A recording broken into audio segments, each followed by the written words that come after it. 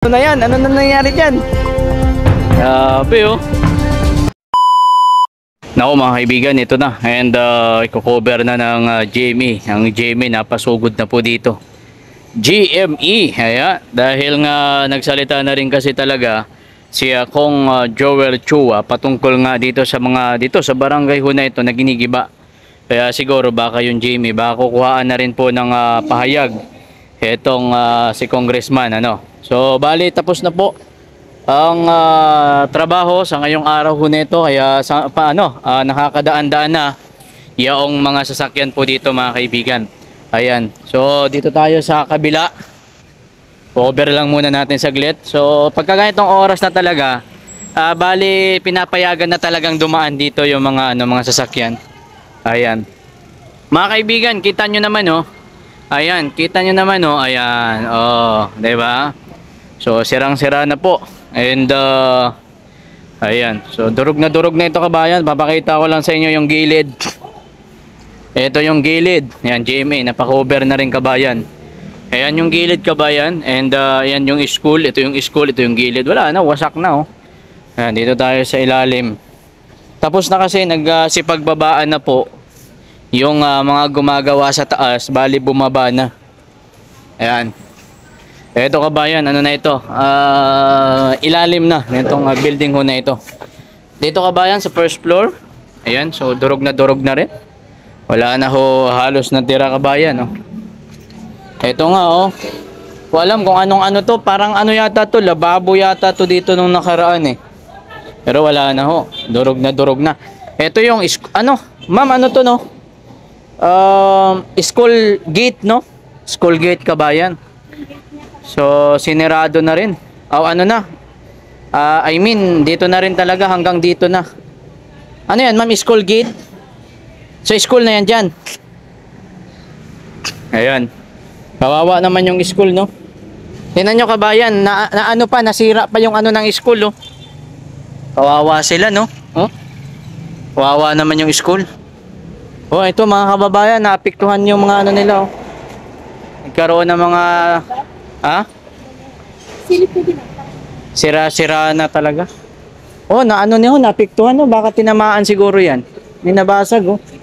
Yan no, tinatamaan ano. Talagang naging grabing epekto ni grabe yung naging perwisyo nito dito sa eskwelahan. Sipin niyo po, ilang buwan din ito ginawa tapos 'di ba?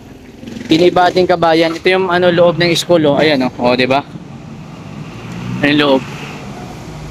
Ayan, wala na. 4 na palapag. Itong kinatayuan natin, ano mismo ito? Ang mismong bangkita no, na dinadaanan ng ating mga kababayan. Hanggang taas yan, no? Ano to dito? Parang hugasan eh. Nakita ko yan nung okay pa kabayan eh. Ayan, ito. Ayan, dito. Ano na dito? Wala na rin, no? Durog na rin kabayan, no? So at least, di ba, natuldo ka na. Okay rin na matuldukan ito kasi kawawa naman yung mga mga estudyante kabayan. Kawawa naman. So yung mga diyan, mga teacher, tsaka yung oy, ano na yan? Ano na nangyari diyan? Oh. Yung mga laking makina kabayan, oh. Ayan. Grabe ba? Grabe mo. Tinulak na. Grabe ba yun? Nulak na kabayan oh. Naku po, dito. Ayan, so bali pansinin nyo oh, ayan. Dito kabayan oh, ayan oh. Oh, ayan oh. Ayan yung ganyan lang kaliit. Ganyan lang yan kaliit kabayan, pero grabe yung niyan, grabe yung gastos. Milyones ang gastos niyan eh. Diba? Ayan oh. Sidewalk. Milyones ang gastos. Kawawang taong bayan. Yun na naman ang nagastos. Dito tayo. Ito na yung yung ibang salamin. Tinanggal na. Ayan na. Kinarga na ho. Gabing alikabok. Talagang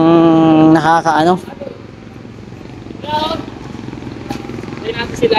Ayan.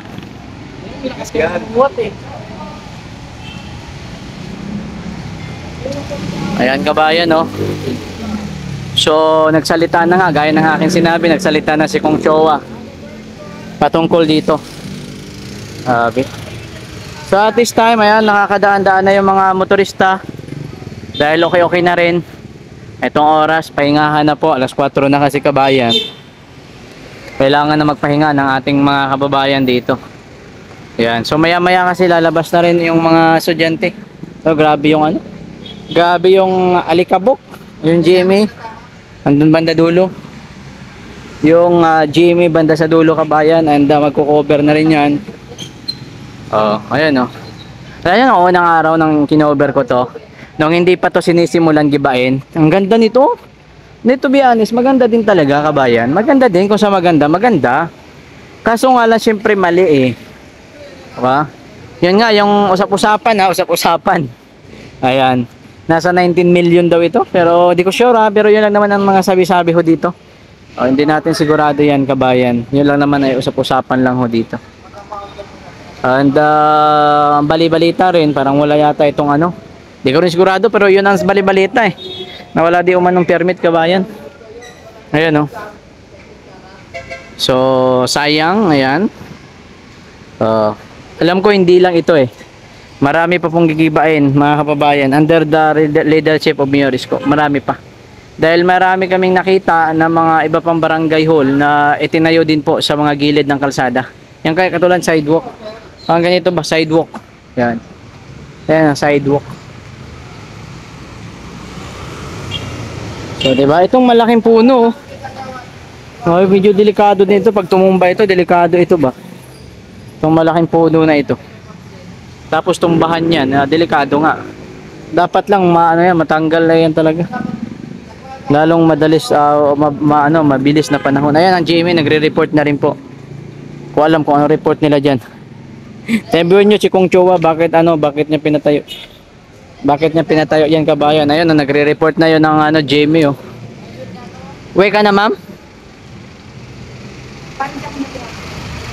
Mag-LRT ka naman, di ba? Sa bagay, marami pasahero.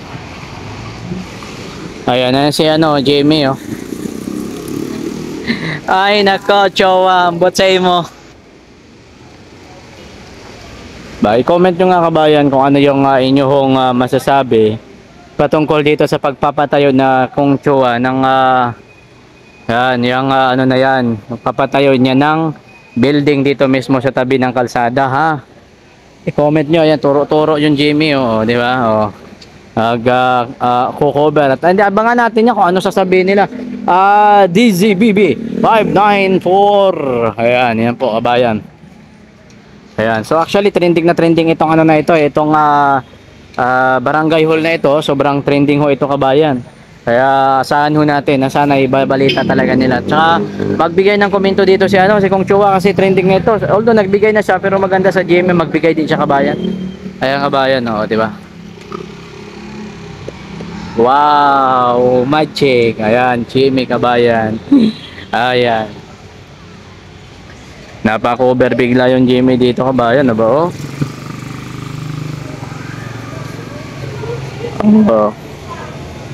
So dito na lang muna kabayan. Abangan nyo po ang sunod na video natin and update sa mga susunod na araw. Once again, magandang araw and God bless po sa inyong lahat. Kita-kita tayo sa next video mga kaibigan.